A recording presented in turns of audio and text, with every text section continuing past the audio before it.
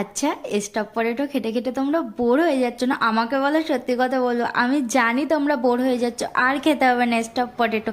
এবার তোমাদের জন্য নিয়ে এসেছি স্টাফ বেগুন।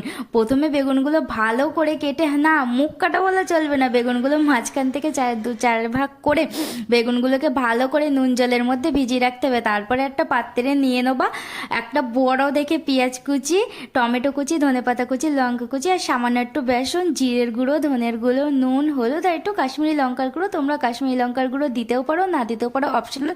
তারপরে ভালো করে মেখে নিয়ে ওই যে বেগুনগুলো চিড়ে রেখেছিলাম, নুন জল থেকে তুলে একটা তোয়ালে দিয়ে মুছে ওই চেরাগুলোর মধ্যে ভালো করে পুরটা ভরে, আর এদিকে একটা কড়াইতে জিরে ফোড়ন দিয়ে দিয়ে জিরেটা একটু হালকা হালকা গন্ধ ছেড়ে আসলে ওই যে বেগুনগুলো দিয়ে দেবা।